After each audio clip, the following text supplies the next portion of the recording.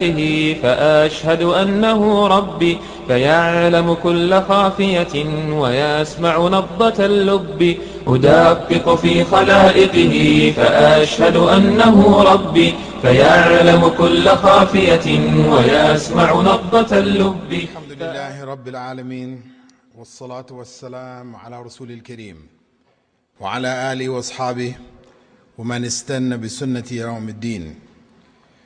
All praise due to Allah, and may Allah's peace and blessings on the last Prophet Muhammad sallallahu alaihi wasallam, and on all those who follow the path of righteousness until the last day.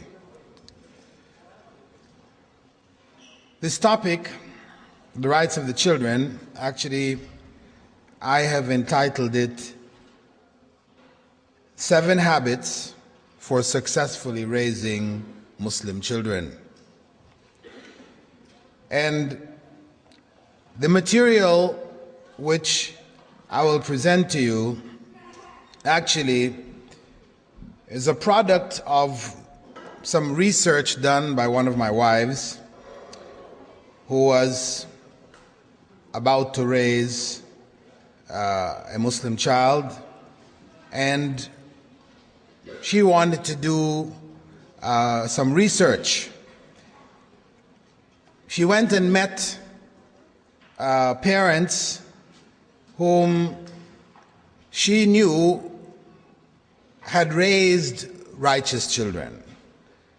And she wanted to try to gather what were the factors, what were the habits, the characteristics which these parents had, which made them able to successfully raise Muslim children for herself to benefit from.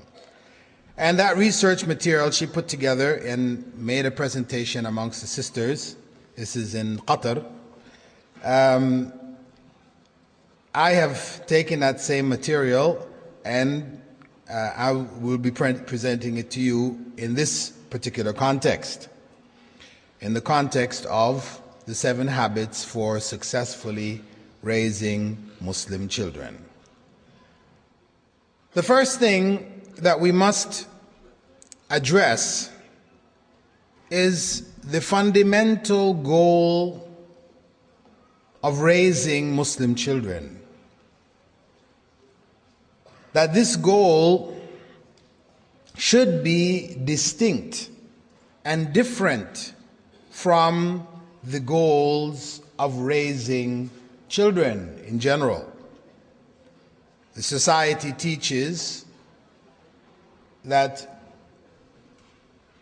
children should be raised for particular purposes. And Islamic society teaches that children should be raised for particular purposes. There may be some overlapping, which is natural, but the goals of the Muslim family, of Muslim parents, in raising Muslim children should be raising righteous Muslims. That should be clear. The goal is to raise righteous Muslims, not merely children who identify culturally with the Islamic culture, or we could really call it the Muslim culture from which we come, because Islamic culture and Muslim culture may be at variance. Muslim culture may involve and include many other things which are really not a part and parcel of Islamic culture. So oftentimes the goals that people have set for themselves is to raise children who conform with the culture which they have inherited.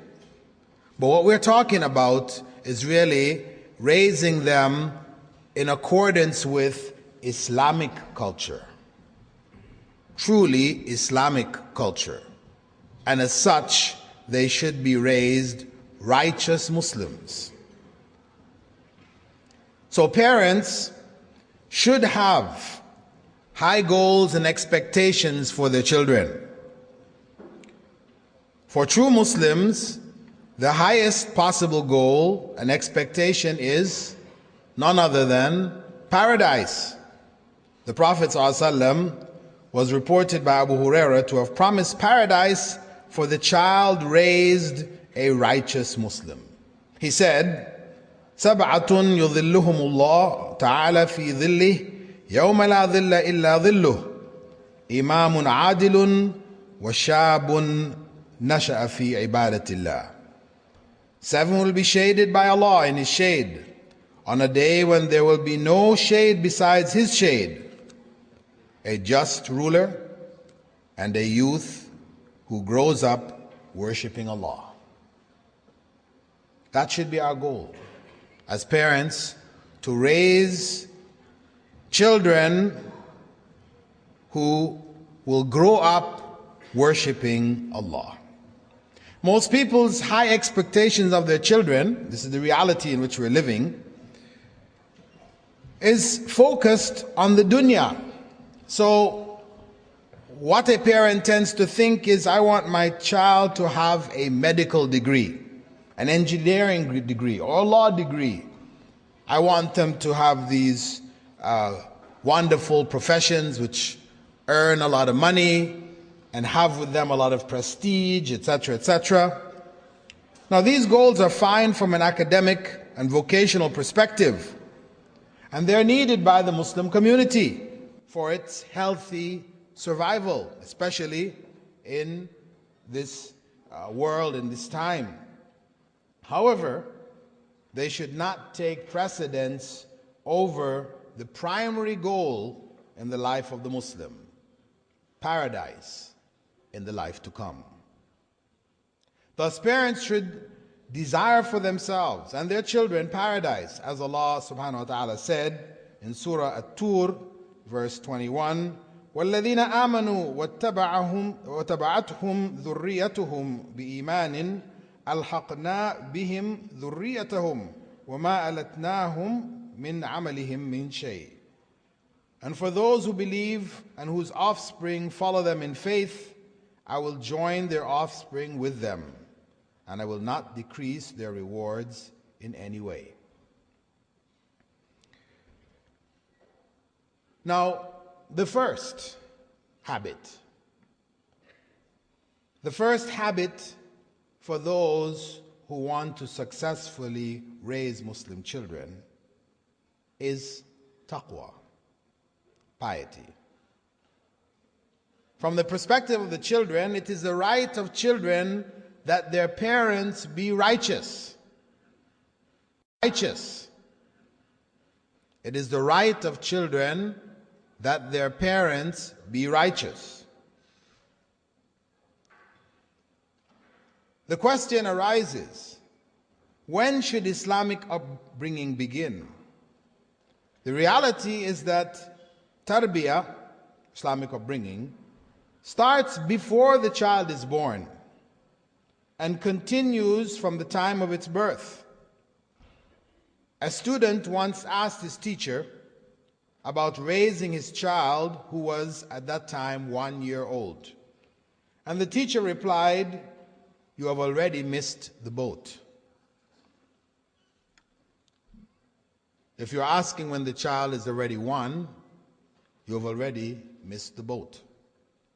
Because it starts back with the parents. Parents desiring righteous children should themselves be righteous. They must work on themselves, their relationship with Allah, their knowledge, their character, and so on and so forth. This habit does not refer to the principle of being a good example. That is the third habit.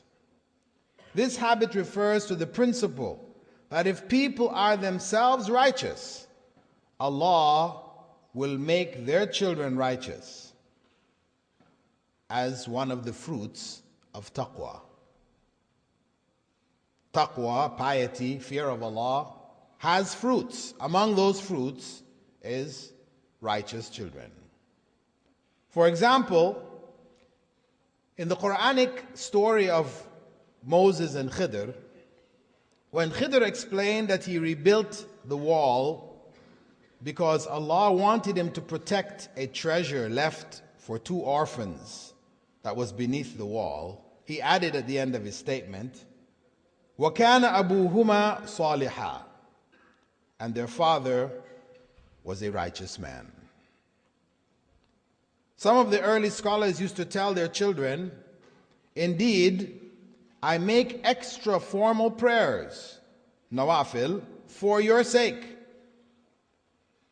They used to recite the verse, وَكَانَ أَبُوهُمَا صَالِحًا, so that the righteousness of the parents would affect the children, that they would benefit from their righteousness. Thus, parents must be sure that their own aqidah is intact, that they have a close relationship with Allah. They must put this aqidah into practice. It is not enough to know the academic details, but that aqidah must be lived. For example, Muslims, in knowing the fundamentals of Tawheed, know that among Allah's names is Ar-Razzaq, the provider. Therefore, they should seek their provisions through halal sources and leave the outcome to Allah. This is what they should do. If we have that correct belief with regards to Allah's names and attributes, knowing His names and attributes and internalizing them requires us to live in accordance with the fact that Allah is Ar-Razzaq. So what does that mean? It means that people will not sacrifice the paradise, will not sacrifice the life to come for the sake of provision in this life. What happens today is that people's main focus is the dunya, and that is given precedence. They put all of their energies into it at the expense of their children and their religion. So, most Muslims today are caught up in riba in one way or another. Or they migrate to non-Muslim countries in order to ensure their children's future. Future, what future? Future as lawyers, doctors, etc., etc. Economic future. In many cases, the priority becomes making money and saving it, and Allah is forgotten. They do nothing for the pleasure of Allah. In some of the better cases, they just do their 5 times daily prayers and no more. However, the way to ensure their future in both the dunya and the akhirah is to have taqwa. As Allah said, وَمَن يَتَّقِ اللَّهَ يَجْعَلْ لَهُ مَخْرَجًا وَيَرْزُقْهُ مِنْ حَيْثُ لَا يَحْتَسِبُ وَمَن يَتَوَكَّلْ عَلَى اللَّهِ فَهُوَ حَسْبُهُ. And whoever fears Allah, then Allah will make a way out for him and provide for him from places he never imagined. And whoever trusts in Allah will find him sufficient. So parents have to live Islam. They have to internalize it and act in accordance with it, with its aqidah, with its creed. Parents should also practice the sunnah. This is part of the creed, to live in accordance with the way of Prophet Muhammad sallallahu alaihi wasallam. And to do so is to avoid innovation, because as the Prophet sallallahu alaihi wasallam said, every innovation is misguidance. Kullu bid'atin dalala. And every form of misguidance ultimately leads to the hellfire. We should understand that bid'ah in general is a satanic shortcut offered to lazy Muslims, people who don't want to do what Allah has required of them to do. So there are shortcuts offered. You just do this, pray to the saint, and you will have guaranteed results. If you try to pray to Allah, it's not going to work. But if you pray to the saint, you're covered. So these satanic shortcuts actually destroys a person's religion, and such a person could not possibly be given righteous children, because Allah gives righteous to the righteous. It's not to say that Allah in His greatness cannot take righteous children from unrighteous parents, or that He may not give unrighteous children to righteous parents, because we know Prophet Noah had an unrighteous son, as mentioned in the Quran. That's reality. However, what we're talking about is the norm. We're not talking about the exception. We talk about the norm. So parents themselves must keep away from sins. The ends don't justify the means. They must be aware also of the insignificant sins.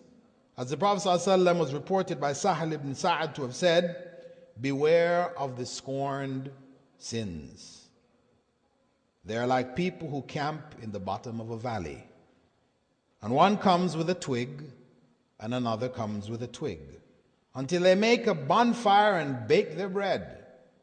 Indeed, scorned sins, whenever they are adopted, they destroy those who do them.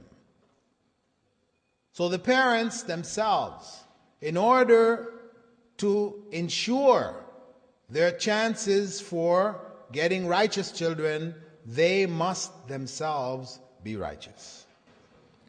The second habit is dua. Dua is the weapon of the believer. It is the right of Muslim children that their parents pray for them. Pray for them even before they're born. That their parents make dua when they have relations, as the Prophet ﷺ prescribed. And Allah described the righteous worshippers of Himself, Ibadur Rahman, as making the following dua: رَبَّنَا هَبْ لَنَا مِنْ أَزْوَاجِنَا وَذُرِّيَّاتِنَا قُرَّةَ أَعْيُنٍ. O our Lord, grant us from our spouses and children a coolness to our eyes. And this was the way of the prophets. We find Prophet Zakaria praying to Allah saying, رَبِّ هَبْ لِي مِنْ لَدُنْكَ ذُرِّيَّةً طَيِّبَةً إِنَّكَ سَمِيعُ الدُّعَاءِ. O my Lord, grant me from yourself a good offspring. You are indeed the all-hearer of invocation. And Allah answered his prayer, saying, وَحَنَانًا مِّن لَدُنَّا وَزَكَاةً وَكَانَ تَقِيًّا وَبَرًّا بِوَالِدَيْهِ وَلَمْ يَكُنْ جَبَّارًا عَصِيًّا. I made him, Yahya, compassionate and pure from sins, and he was righteous and dutiful towards his parents, and he was neither arrogant nor disobedient. So we should make, as parents, sincere dua for righteous children. Sincere dua which should come from the bottom of our hearts, with a certainty that our dua will be answered. As Abu Hurairah related that the Prophet ﷺ had said, "Ud'u Allah wa antum muqinuna bil ijaba, wa'alamu anna Allah la yastajibu du'aan min qalbin ghafilin lah." Call on Allah, being certain that your prayers will be answered. But know that Allah does not answer the prayers of a negligent, playful heart. So when we make dua for righteous children, it's not just getting the dua from the Quran or from the Sunnah and just repeating it ritualistically. It is reflecting on that dua and saying it with the full force of our hearts and our souls.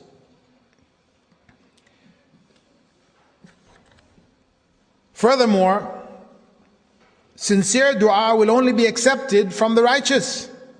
As the Prophet ﷺ explained in a hadith in which he said, "O people, indeed Allah is good and pure, and He accepts only what is good and pure."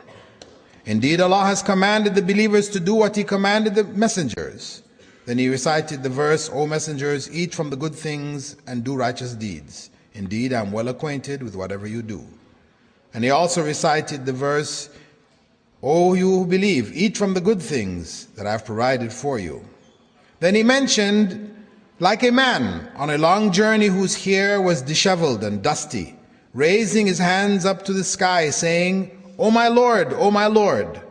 But his place of eating was haram, his place of drinking was haram, his clothing was haram, and his body was fed with haram.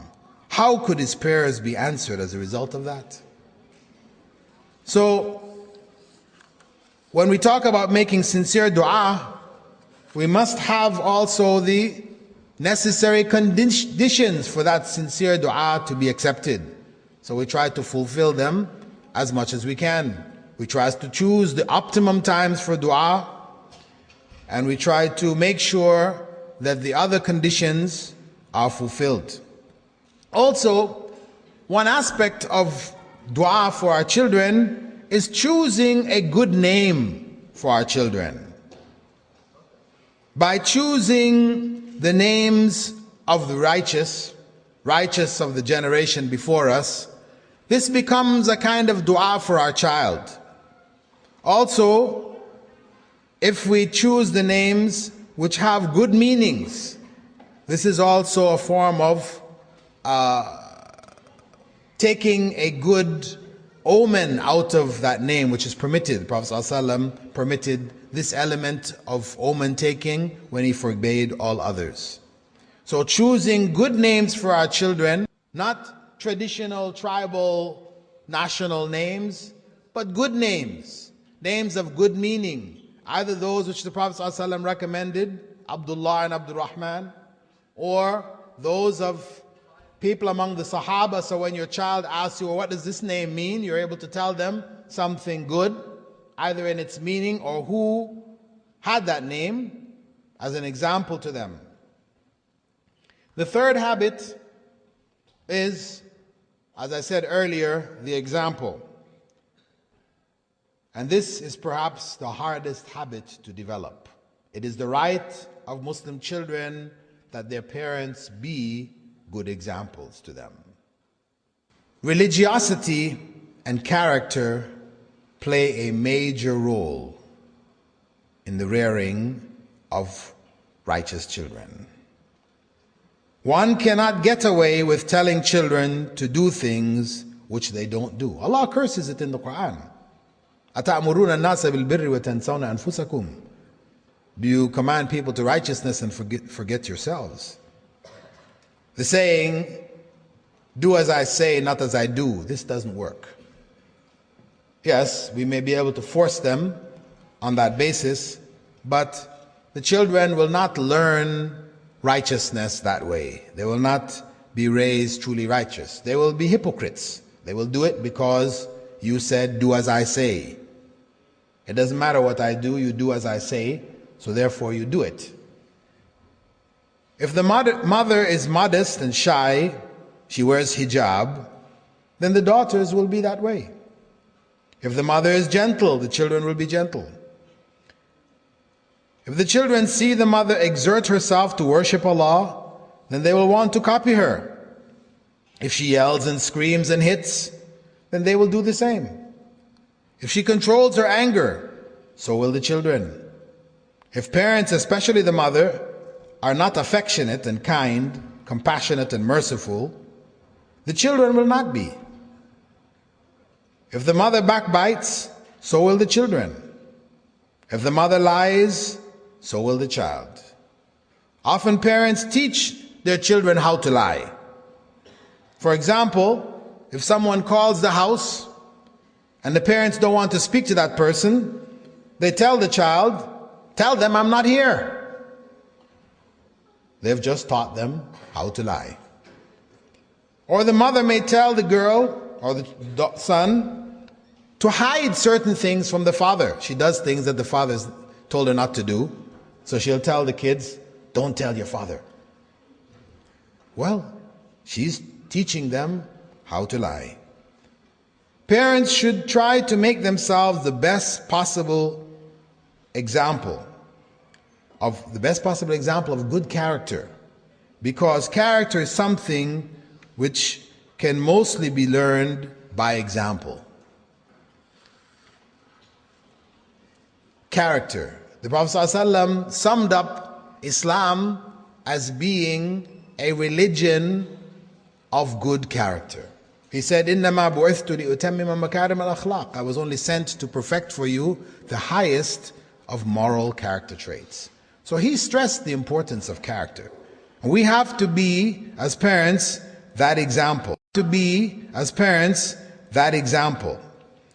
Prophet ﷺ, in the prayers that he made in the beginning of Salah, his formal prayers, he used to make a dua in the middle of it, saying, وَاهْدِنِي لِأَحْسَنِ الْأَخْلَاقِ لَا يَهْدِي لِأَحْسَنِهَا إِلَّا أَنْتَ وَاصْرِفْ عَنِّي سَيِّئَهَا لَا يَصْرِفُ عَنِّي سَيِّئَهَا إِلَّا أَنْتَ. O Allah, guide me to the best of manners, for no one can guide to the best of them except you. And take me away from the worst of manners, for surely no one can keep the worst of manners away except you. So we ask dua to Allah to help us to develop good manners. And we have to make the effort ourselves to be mannerly, to be good in our manners, even if it means pretending. If we pretend to be good-mannered, eventually that mannerism will be acquired. Because, some people say, well, having good manners, controlling one's temper and being patient, and these other kinds of things, some people just seem to be born that way, while the rest of us, we can't seem to do it. Well, the Prophet ﷺ had said, وَمَن يَتَصَبَّرْ يُصَبِّرْهُ اللَّهُ. Whoever pretends to be patient with the desire, wanted to do that obviously for the pleasure of Allah, then Allah will give him patience. So character can be gained, can be achieved by trying to do them even though internally we don't feel them. Because one may know intellectually, yes, you should control your anger. But when the time of anger comes, what happens? We still get angry in an uncontrolled way. So therefore, what we have to do is to force ourselves to pretend, while desiring that Allah help us to develop this characteristic. Parents should want their children to know real Islam, which might seem strange due to the many non-Islamic influences in the outer world. Therefore, they should want to be the strongest influence in their children's lives. This is among the strongest methods which Prophet Muhammad ﷺ used in raising the generation of the Sahaba. When he arrived in Medina, he taught them from the very beginning to take whatever they needed of Islam from him. He was the example. He was the guide. So many times you hear him saying that you should be good to your wives, and I am the best of you, and I am the best to my wives. He makes that comparison, giving himself as the example. The fourth habit to attain righteous children is what is known as attachment parenting from the very beginning. Attachment parenting, meaning that it is the right of the children to be loved, to be treated in a loving fashion. That begins with the breastfeeding of the child, that the mother keeps the child close to her, maintains that contact, that physical contact. Allah subhanahu wa ta'ala prescribed 2 years of breastfeeding. Western culture went away from breastfeeding for a variety of different reasons. In the end, they came back, and they now tell parents it is best for you to breastfeed, and they're trying to promote it on a large scale. But Islam stressed it right there in the Quran. It's the right of the child. As long as the woman is able, she's capable, then she should breastfeed them for those 2 years. And that provides a warm beginning for the child. The child is in direct contact with the mother. And that exchange, that contact, is important in the psychological development of the child. Scientifically, it's been proven that the first 5 years are most crucial in forming the future personality of the child. Most of the problems of teenagers come from the early period of childhood. So children need love to help stabilize their characters. And the Prophet ﷺ stressed that one who is not merciful and loving to their children is not of us. This was his way. Of course, even in those days, people used to have this macho kind of thing, that kissing and cuddling and these type of things with children is, for men. You don't do this. On one occasion, Prophet Muhammad ﷺ kissed one of the kids. It was Hassan or Hussein. And another companion by the name of Aqra ibn Habis, he saw him do this, and he turned to another companion and said, "Hey, I've got 10 kids and I've never kissed one of them." And the Prophet ﷺ turned to him and said, "Man la yarham, la yurham." One who is not merciful will not receive mercy.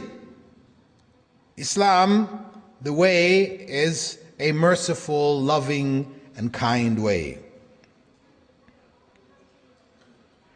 So, the guiding of the children, the directing of the children should be done in as loving a way as possible. Quality time, personal attention should be given to them. We talked before about communication, that we have to develop lines of communication with the children. It's very important, giving them quality time, not just, brief passing time, but to give them real time for you to know them and for them to know you. Also, when dealing with the children, one should know what to focus on. One should avoid being harsh. Wherever something may be done through kindness, it's better to do that than through harshness. So, the fourth habit is bonding with the children, developing a good, solid bond of love and affection with the children. That's going to make a big difference in their upbringing. The fifth habit is education. It is the right of Muslim children that they be educated Islamically. That they be educated Islamically. Most of us understand, yes, that they be educated, but our focus is not Islamically. It's just being educated. We said before, going to the best schools, getting the highest degrees, etc., etc. But it is educated Islamically. When the Prophet ﷺ said, "Talabul ilmi farida ala kulli Muslim," seeking knowledge is compulsory for every Muslim, he meant Islamic knowledge, first and foremost. Yes, gaining other knowledge is useful, it is beneficial. One doesn't write it off, but Islamic knowledge is what is important. And that should begin from the earliest ages. We should give them Aqidah. That is where our faith begins. From the very beginning, the first word that the child should learn, if possible, should be Allah. The first word that the child should learn, if possible, should be Allah. Let it be Allah, rather than Baba and Mama. Baba and Mama is good too, but Allah is better. When the child is putting his first little sentences together, teach him that Allah is above. Allah is up. He's not here, there, everywhere. Not inside this and inside that and inside the other, which the world is confused about. But at the same time, we teach him or her that Allah knows everything. Yes, Allah is above, but He knows and He sees everything. We should instill in them a love of Allah and a fear of Allah from the very beginning. We should bring them up on La ilaha illallah Muhammadur Rasulullah. We should talk about heaven and hell, even from the early childhood. I know Western upbringing, principles of raising children say, no, you shouldn't teach the children, horrible, evil type scenes and concepts, punishment in the hellfire, people burning. And no, it's not good. Don't put it in the child's mind. Just give the child love, love, love. Everything is good, rosy. No. Allah teaches about heaven and hell. The child should be aware of heaven and hell. We're doing good things to try to achieve heaven. We don't necessarily need to go into all of the fine details of what goes on in heaven and hell. Of course, if the child asks some details, whatever, you give them what is necessary. But let them know this is a good place and there's a bad place. There's a consequence. You do good, you go to the good place. You do bad, it will take you to the bad place. You try to avoid that bad place. There's no harm in raising children with that consciousness. We should let them understand about the day of judgment, that they will be held to account, that even though we as parents may not see you doing certain things, Allah sees and He will hold you to account. So they should develop that sense of doing righteous deeds even when authorities aren't around. Ihsan. We strive to give them that consciousness of ihsan. Also, we should instill in them a love for the Prophet sallallahu alaihi wasallam, because that is our shahada, Muhammadur Rasulullah. It should be something which is a part and parcel of their lives.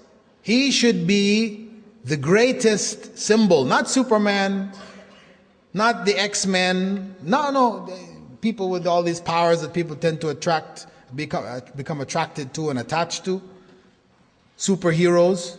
No. The hero for them should be Rasulullah sallallahu alaihi wasallam and the prophets in general.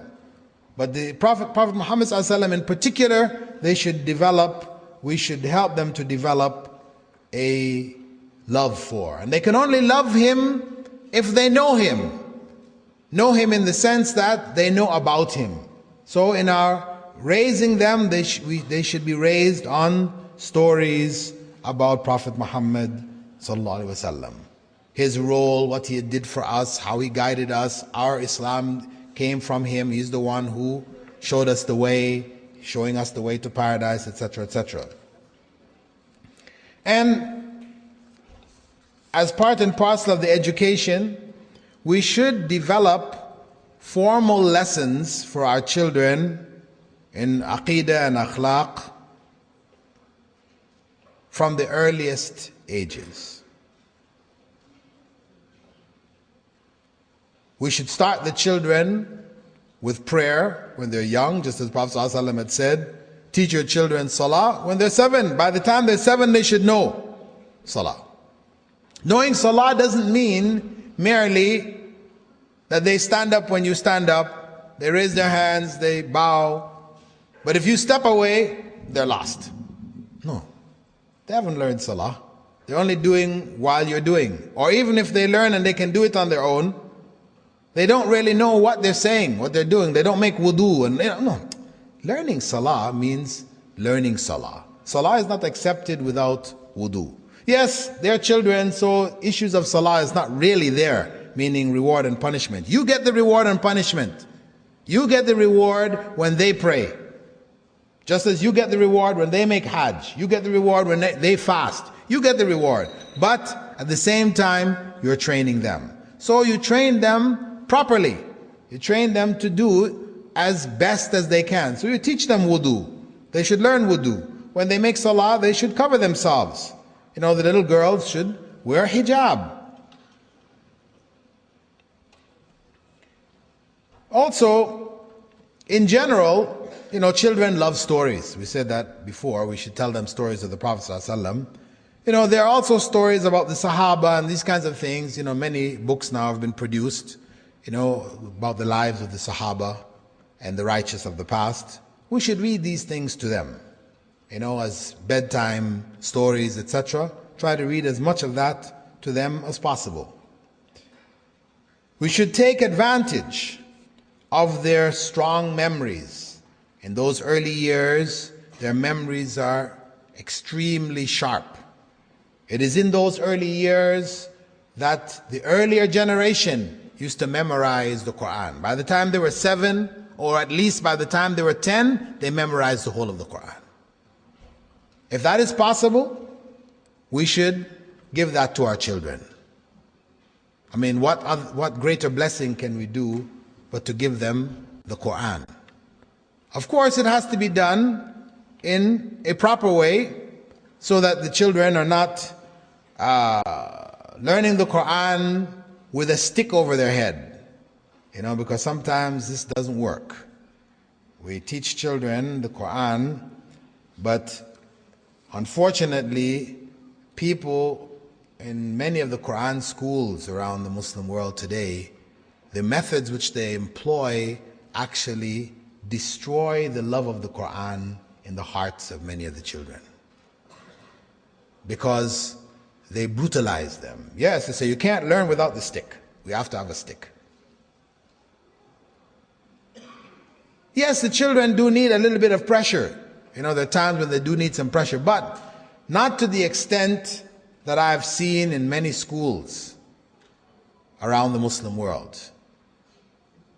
Most of the places I've visited, Muslim madrasas, etc., where people learn Quran, it's not done in a loving way. And the children leave these schools scarred. So yes, we should take advantage of their strong memory, but we should try to do it in a way which is going to endear the Quran to them, not turn them off from the Quran. And we should make ruqya on them.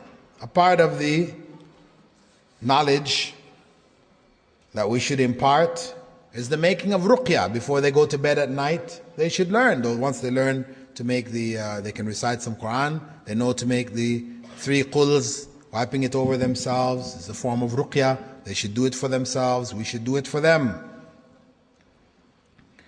And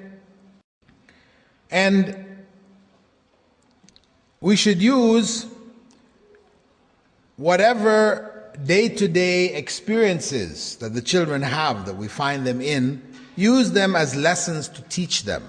Teach them something about Islam. Teach the girls modesty with the hijab.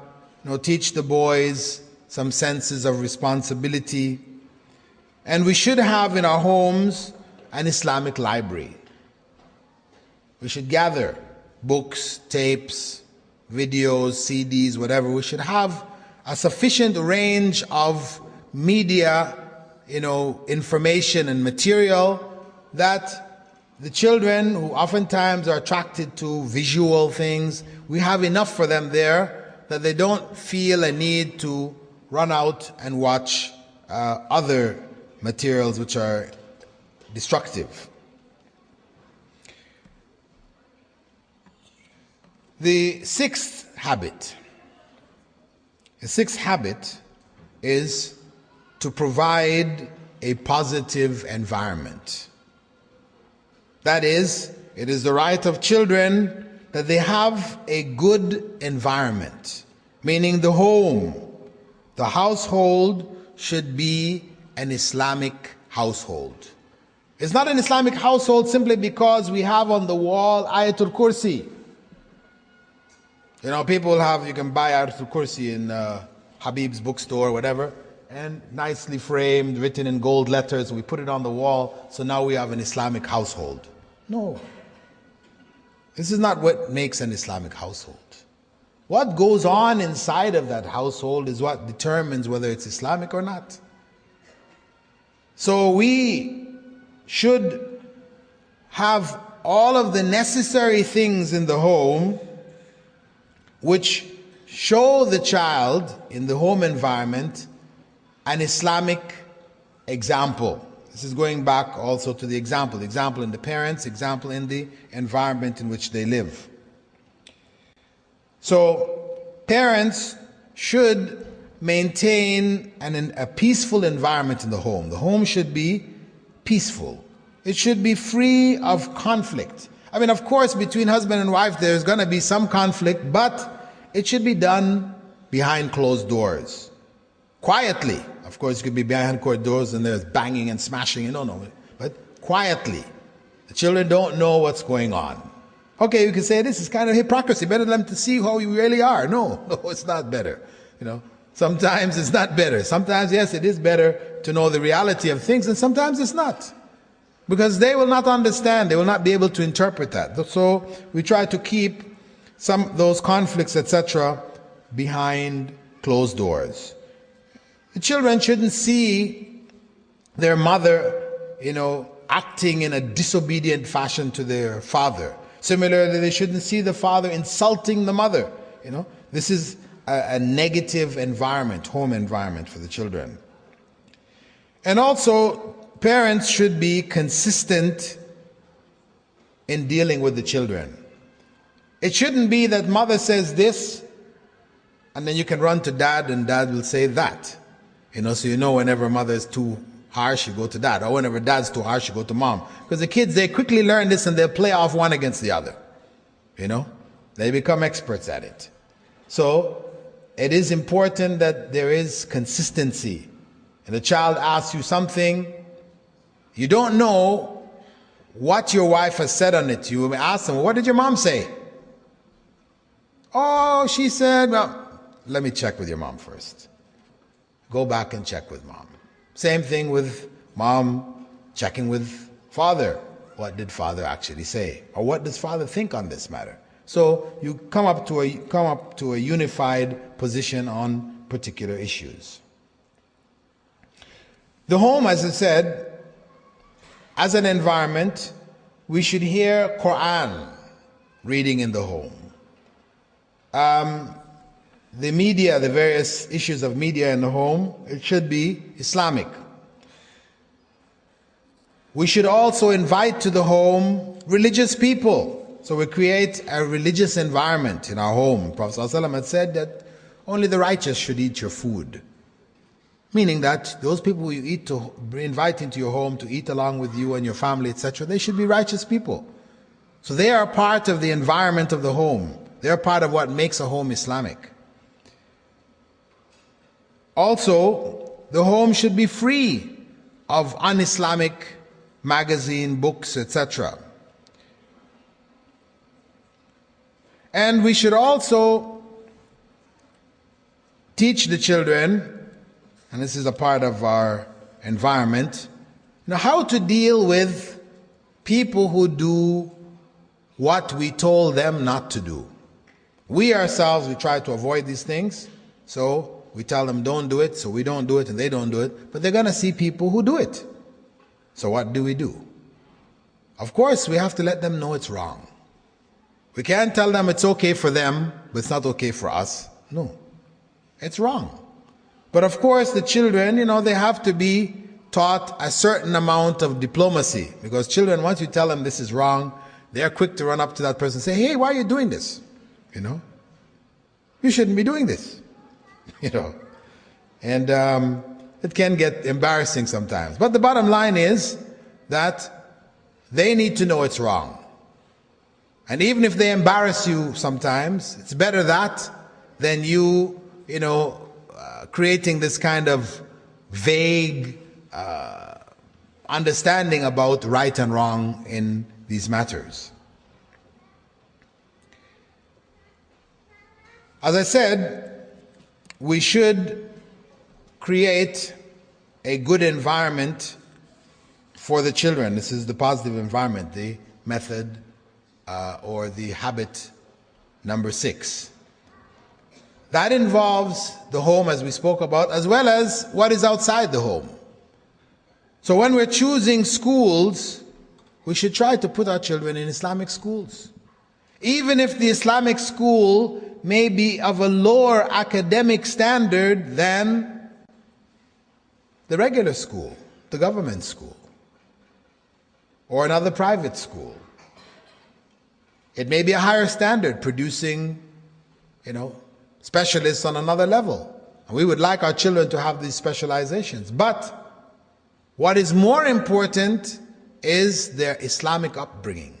So it's better to put our children in Islamic schools of inferior academics than to put them in non-Muslim schools of superior academics. That's the bottom line. People say, well, we have to survive in this world. This is a world which gives favor to those who are superior academically. Well, we don't know the future, and it's with Allah, and our duty is to give them the best that we can while we can. So we choose the Islamic school. And of course, we should strive to upgrade those Islamic schools. I'm not saying just leave the school as it is. We see their academics are low. What do? We just say, okay, mashallah. No, we should tell them and advise them. This is our duty to tell them, listen, why should our Islamic schools be of inferior academics? They shouldn't be. In some countries in the Muslim world and in the non-Muslim world where there are Muslim schools, these Muslim schools are at the top. They compete with the top private schools, the top institutions in the country. Their students win the top prizes. It can be. Their students win the top prizes. It can be. So it's not a must that Islamic schools have to be of inferior academics. But I'm just saying, if that's what's in front of us, then we know we have to make the right choice to create the right environment for our children. The 7th habit is that we have to have a systematic method of disciplining our children. It has to be systematic. On one hand, we say it's the right of children that they be disciplined properly. On one hand, we should avoid hitting as much as possible. In fact, some scholars say that children shouldn't even be hit until they're the age of 10. Because Prophet ﷺ mentioned, that same hadith I mentioned earlier, that you should teach your children salah when they're 7 and spank them for it when they're 10. So they said, salah is the most important thing. And if we're not allowed to spank them for the most important thing until they're 10, then for lesser things of lesser importance, surely we shouldn't spank them until they're 10. And this is ijtihad, right? A reasoning. And parents, practically speaking, raising kids often find, even those parents who raise good and righteous kids often find that you may have to hit them before they're 10. But the point is that it should be done properly, as a last resort, not as the first resort, not when you're angry, so the child learns avoid mom or dad when they're angry. They didn't learn don't do this. They learn just avoid them. When you see red in their eyes, lay low, be good. No, you should be consistent in how you deal with them. And on one hand, we apply discipline where necessary, and of course, in this environment where just point out your children can be taken away from you, so we're quick. If they're found to be hit, don't do it. You have to be very prudent in how you apply this. On the other hand, we have to use what they call positive reinforcement. Positive reinforcement meaning reward them for it. Let them feel that there is good in being good.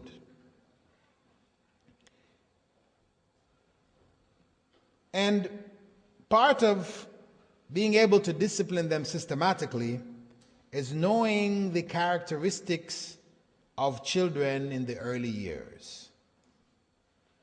People have studied this. Children at the age of 2, they become rebellious. They call it the terrible twos. Well known. At 3, they love to play a lot. At 4, they ask many questions and they want answers. At 5, they love to imitate and copy. At 6, they like to stand out and be noticed. And so on and so forth. You know, at different ages, you find different characteristics appearing. So if you are aware of them, then you can deal with them in the appropriate manner. You can understand this is natural for children to develop these characteristics at these times. And so therefore, you work with them. You don't just wonder, where did this come from? Satan has you. You know, let's exercise him, get some sticks and beat them. No. Listen, this is natural developments. All children go through these, you know. I mean, I know myself, a lot of people come to me with these issues, you know. I think a jinn has got my kid, you know. No, it's not a jinn as your kid. As your child is just going through its natural, you know, stages. And we should learn it. We should know about children. How can you raise kids if you don't really know how they are, how they develop? So it is important to have this kind of knowledge in order to be able to discipline them effectively. So these, and there are others, are some of the primary habits of those parents who have successfully raised children. It is important for us to try, those of us that are raising children currently, or plan to raise children, or who have raised children, we need to look back and see, how do we fit on this scale? Were we pious parents? Were we righteous parents ourselves, that we should wonder, why did our children turn out like this? So where did that come from? What kind of behavior is this? Where did it come from? Do we deserve righteous children? Did we make dua for our children? Or did we just let things happen as they happen? We didn't trust in Allah. We didn't turn to Allah. Were we good examples ourselves in terms of their behavior? And were we loving, compassionate, and caring? Were we attached to our children? Or did we deal with them in a detached manner? So our children couldn't even speak to us. They can't come to us with their problems. We're in one valley and they're in another. Did we educate them Islamically? Did we give them what they needed to be able to understand Islam and to practice it? And did we create for them a positive environment? An environment which you could say a righteous child should be raised in such an environment. So when we have an unrighteous child in front of us, we can say, this was an exception. This is a test from Allah. Allah has put this test on me. We can honestly say that and not really say we have in fact produced this child. We are the ones who created that environment, that negative environment in which the child was raised. And finally, we have to ask ourselves, were we consistent in how we disciplined our children? Or did we brutalize them? Did they grow up to hate us because we, when we were upset, would beat them, as they say, you know, beat them till a beating they would never forget, you know? And we tell them, you'll never forget this beating here. Did we do that? Did we scar their minds? So in fact, yes, they never forgot. And they still look at us and shake their heads. What kind of parents were we? I ask Allah to guide us to understand our responsibility as parents to raise a generation of righteous children, to not repeat the mistakes that our parents made, that the earlier generation made. And that if we made the mistake with one, then we try to correct ourselves with the other. It doesn't matter if the one says, but when I was that age, you used to beat me for that. You used to do this, you used to do it. Well, okay, you tell them, I'm sorry. It wasn't really right. I'm trying to do the right thing now. It's never too late to learn. Inshallah, that is all the time that we have available. And though there are questions which have piled up, and I'm sure you probably have a number of other questions you'd like to ask too, but we'll have to save those for tonight in the panel session. Inshallah, we'll try to answer as much of those questions as possible, keep the program as brief as possible, and focus on your questions. Subhanakallahumma wa bihamdika, nashhadu an la ilaha illa ant, nastaghfiruka wa natubu ilayk.